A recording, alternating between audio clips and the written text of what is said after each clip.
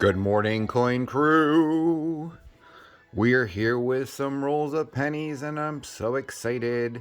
Pennies, of course, are almost out the door. Oh my goodness. Just gotta start these. And of course, I'm gonna do it with my mouth. All right.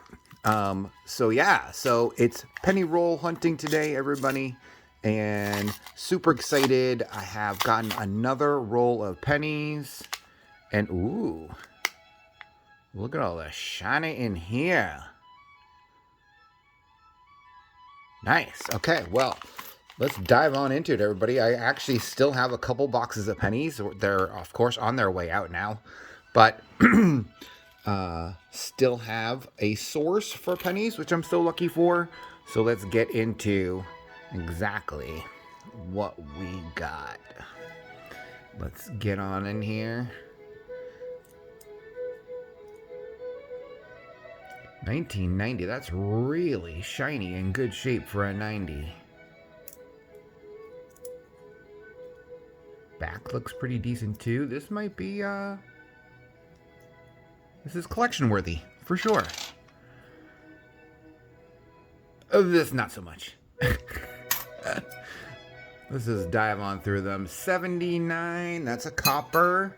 We're stacking that, of course. We are really honestly looking for condition.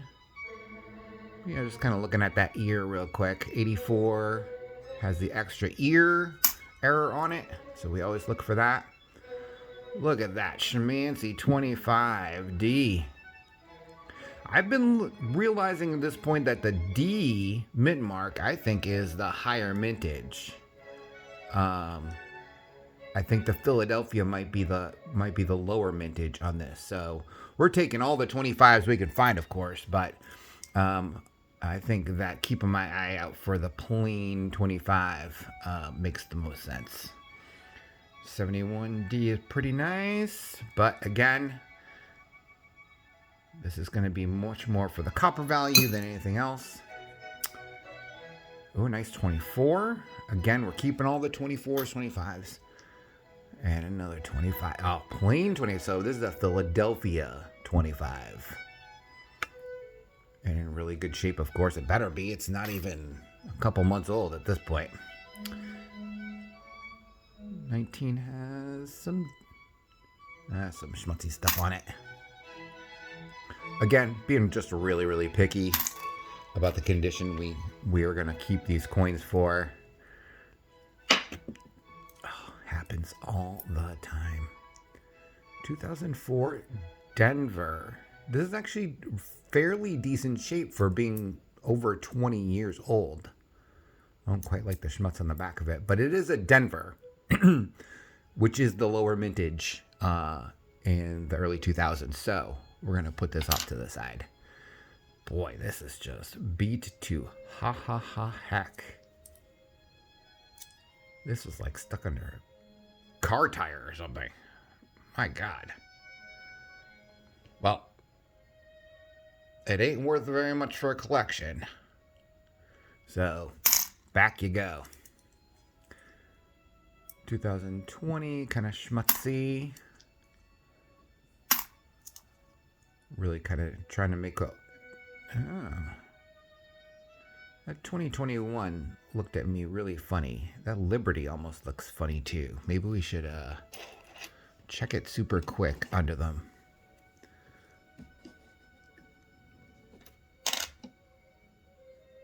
No, and and it's funny because oftentimes the glare can kind of play on the raised letters and numbers. That Liberty almost looks doubled in a way from one angle, but schmutzy on the back too, and not even worth keeping. All right, nice colors. Schmutzy on the back. Oh my goodness, look at this. I mean, can you even tell it's a penny? It's almost hard to tell which side is which without a little bit of glare. There we go.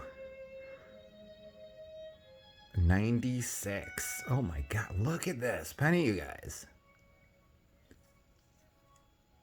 I'm not sure what was done to it and how it made it look it is, but it's almost artistic.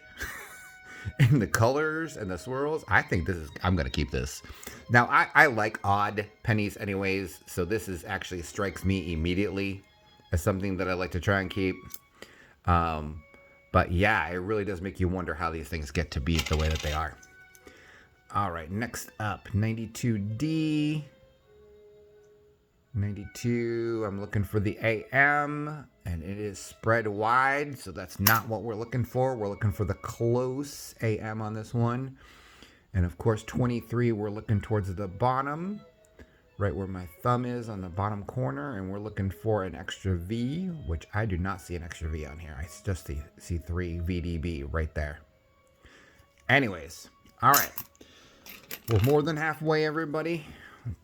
We're just cruising on through. 89, let's check for copper content. And that'd be a big no. That's a real stab in the dark, by the way. 89 and 90s oftentimes might have the opportunity for being a copper coin, which would be an error. So we're always trying to throw those on the scale and see what we can do with them. See if we can find anything. So I love this gold color. I'm not sure if you can see it in the camera, but there's this gold sheen to this coin. It's actually quite handsome. I think I'm going to keep it just for that. This is a 64 too, and it's in actually really decent shape too for a 64. So, but I really do like the odd and different pennies. To 80, so that's a copper penny for sure. 19, 81, copper for sure. 25D, keeping that for sure. Another 25D. My goodness. Look at all the new stuff. 2020. Still not quite good enough to keep. 96, no. 92. Again, we got the wide AM. We're looking for the close AM right here on the edge. 96D. Again, all corroded and all beat looking. 94. Now 94, we usually go to the obverse. To the reverse and look for 1 cent doubling. The actual word 1 cent. And I'm not quite seeing it. Let me throw this under the microscope super quick first. Yeah. I don't see any doubling on the back of this coin at all. It's a good shape though. For 94, this is actually pretty reasonable shape. Schmutzy though it is in some spots. I know. We're going to put that to the side. Figure out later. All right. Last blast of coins, you guys. Let's dive on through. Let's see if we find anything fancy. 84 ear. I'm not seeing it, but let's just be thorough. Nope. No extra earlobe. 71 is going into the copper stack. Oh, look at this. How interesting is this coin? I love the color. Look at the color on this coin. Again, I'm not sure if the camera is actually really doing it justice, but it has this bronzy, very... Oh, look at this. Guys, so this is my kind of penny right here. Colorful, still holds all the details. It looks like it's been almost shaved down or worn down unnaturally. But I love this coin. Look at this coin. Got great color. Got great color. Got great shiny on it. That is a keeper. All right. 96. And this is in remarkable shape. This is truly remarkable shape for a mid-90s coin. Penny no less. And again, remember, these are zinc planchets. So there's a zinc with a copper coating on this. And they tend to degrade very easily. But this one looks fantastic. We're keeping that one. All right. The 85. Back looked really nice on that one. Ugh. Okay, let's look for, make sure we're looking for the AM. That is touching. So that is not the one that we're looking for. We're looking for a wide AM on these ones. That's 98, 99, and 2000. Those are the magic dates. All right. That's a 25, but oh my gosh, look at all of the thumbprints on here. I'm actually going to throw this back. This can be someone else's 2025 if they want it, because my goodness, look at the thumbprints all over this. This is why we wear gloves, man, so we don't get all of our finger juice on everything. I mean, seriously.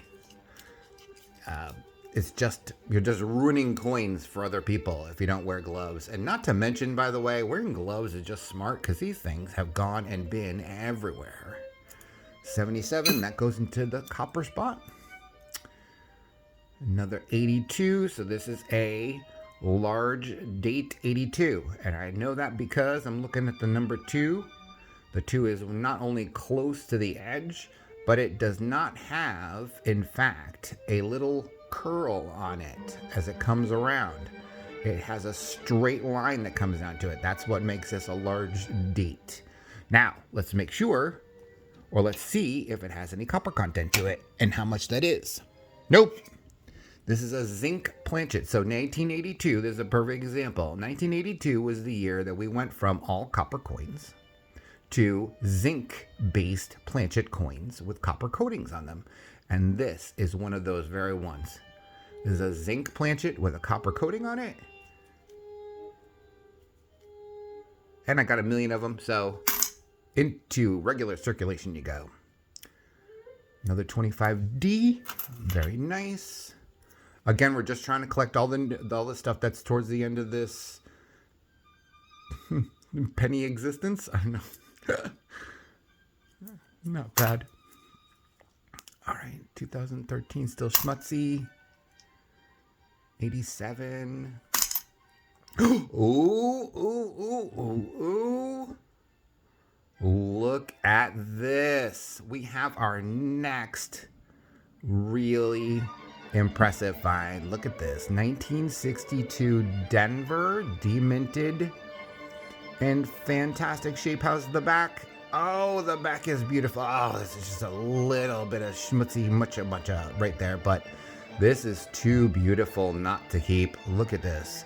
Let's look really quickly under the microscope to see if that is a doubled D mint mark, and it is not a double D mint mark, but it is a gorgeous struck coin that is going to go directly into my collection. This is what we collect these coins for. This is why we hunt them, is when we find these really fantastic examples that are still floating around in circulation. And like I said, this one is in fact going right into my collection proper. All right, we have 2 coins left. Oh, we have a wheatie. Okay, let's not get excited. Take care of this business first. This is a 75. It's a Denver. And it looks like the D is filled a little as well, which again is technically a minting error. It is in fact almost completely filled. But they are quite common. So although this is an error coin for sure, it is so common. And of course, again, we're talking about conditioned coins. It's a brown coin with schmutz and stuff all over it. So this has collector's value for the collector, but this does not have much monetary value in general. And that's really what I think coin collecting is quite often. It is, what do you find collectible? Previously, we just had all those fancy colored coins. Very collectible to me. Not exactly what everyone clamors for. So again, it has collection value. And now here we go. We have a wheatie in this line. And let's see what it is. It's a 48. 48, not very often I get 48s. I was actually expecting this to be at 44. Just hundreds of trillions of 1944 wheat cents out there. But here it is. Guys, thanks so much for joining me. I had such a great time. We actually found a couple really, really nice coins. Please come back and enjoy more coin videos. Again, I'll be continuing to roll hunt them until there's no more rolls to hunt, which is distinctly possible. But be cool, enjoy your coins, and have a great day, guys. We'll see ya.